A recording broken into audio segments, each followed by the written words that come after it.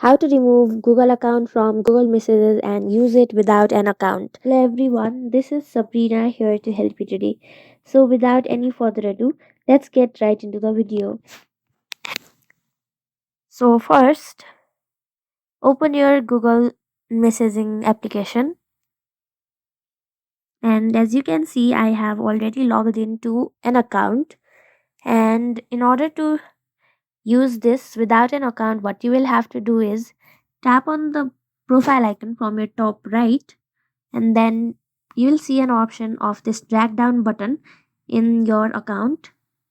Then other you will see use without an account as well.